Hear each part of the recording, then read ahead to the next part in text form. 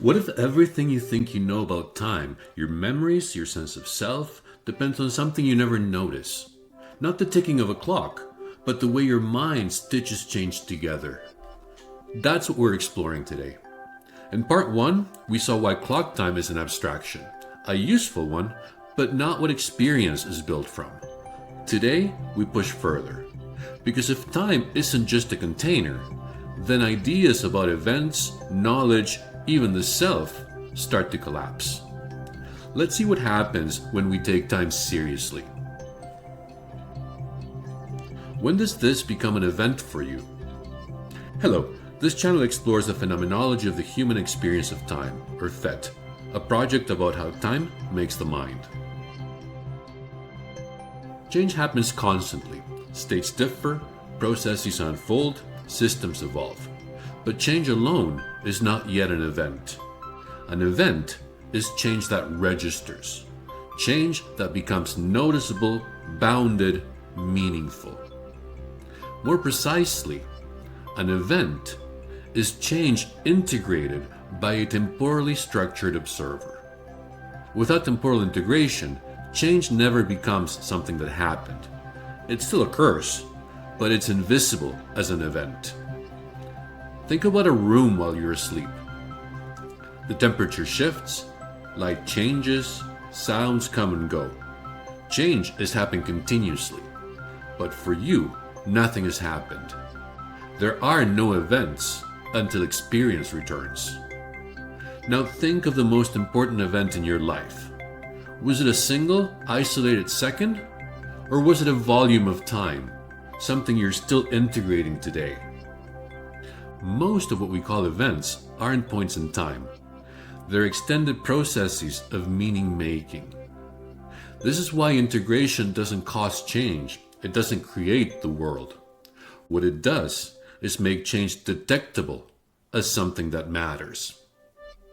And this matters enormously, because it means events are not simply out there in the world waiting to be picked up. But they're not created by a subject either. Events arise relationally through temporal integration. And once you really see that, a very familiar picture quietly stops working. If events aren't just out there, what happens to objectivity? Traditionally, we picture knowledge like this. A subject on one side, an object on the other, and knowledge as a bridge connecting them. But what we've just seen about events already destabilizes this picture. Events don't sit fully on the side of objects, and they aren't produced by subjects either. They arise relationally through temporal integration. Here's a way to see what that means. Think of a mirror. You can't see the mirror's surface without seeing a reflection. And you can't see a reflection without the surface. They're not two separate things connected afterward. They appear together as one event. In the same way, you never encounter the world first and then add yourself to it. And you never encounter a pure self that later reaches out to a world. We sometimes say the self and the world are co-constituted. That's just a technical way of saying this. You don't simply enter a world. You and the world happen together, like a dancer and the dance. Knowledge, then, isn't a bridge between two independent entities. It's a mode of being in the world that unfolds through time.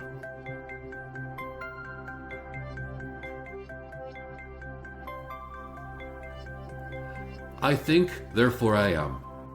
That formulation assumes thinking is primary and existence follows from it. But everything we've seen suggests the opposite. Thinking presupposes time. It presupposes memory, it presupposes anticipation, and it presupposes continuity of existence. A single instant doesn't think. A history does. Thinking cannot be the ground of being, because what we call thinking is already the result of something more basic. At every moment, experience is being held together by dynamic integration. Memory, not as storage, but as a living past that is still present, attention, the evaluative present where things matter more or less, and anticipation, an open field of possible futures shaping what can happen next. This integration is not something consciousness does. It is consciousness. There is no pure instant of awareness, no isolated now, no timeless subject thinking thoughts. There is only this ongoing synthesis, past, present, and future held together in experience. That's why thinking cannot come first. You have to exist across time before you can think anything at all, which is why the formulation I use is this: I am, therefore I think. Thinking emerges from being in time, not the other way around.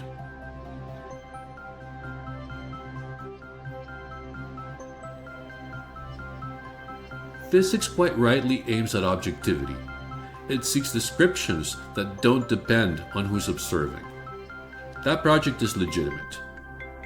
But even the most abstract physical descriptions talk about states, differences, evolution, and laws.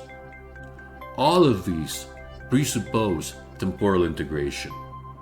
So while the universe may exist independently of us, understanding never does. There is no observer-free intelligibility. Not because reality needs humans, but because understanding is always someone's understanding. And this brings us to a very contemporary question. We're currently obsessed with whether artificial intelligence is conscious or whether it's really intelligent. PHET suggests we may be asking the wrong question. The more fundamental question is whether such systems are temporal.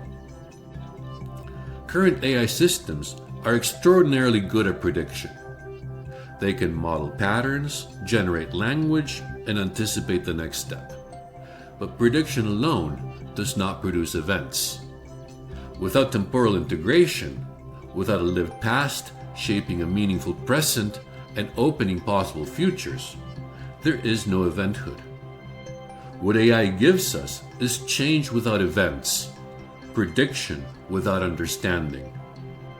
Not because it isn't powerful, but because there is no temporally integrated perspective for whom something happens. I'll return to this in a dedicated video on AI. When an old way of organizing knowledge stops working, we don't experience clarity. We experience uncertainty, overload, the sense that nothing quite fits anymore. This is often described as a crisis of meaning. But what's really collapsing isn't meaning itself. It's an atemporal way of organizing meaning, a background grammar that quietly assumed time didn't matter very much. The distinction between subject and object worked as long as time could be treated as secondary, as long as experience could be flattened into snapshots, states, or representations. But once time is recognized as constitutive of experience, of events, of understanding, of what it means for anything to happen at all, that old grammar reaches its limit. This same tension shows up everywhere. In physics as the problem of events, in biology as anticipation and normativity, in consciousness as unity and meaning, and in artificial intelligence as prediction without understanding. These are usually treated as separate problems, but they share something fundamental. In each case, time is treated as background rather than as constitutive. We can see this especially clear in quantum mechanics. Physics gives us precise descriptions of dynamics, potentials, and relations. But it struggles with outcomes, with events, with what actually happens. Without temporal integration, physics gives us change, but not eventhood. And I'll return to this in a dedicated video on quantum mechanics. Once you see that events, meaning, and identity depend on temporal integration, another question becomes unavoidable. How do societies integrate time? What we're living through isn't the collapse of meaning. It's the exhaustion of an atemporal way of organizing the world. Time was always there. We're just finally being forced to take it seriously. PHET doesn't give us new answers in the usual sense. It changes what counts as an answer. If you'd like to follow where this project goes, consider subscribing. I am, therefore I think. Thanks for watching, and I'll see you in the next video.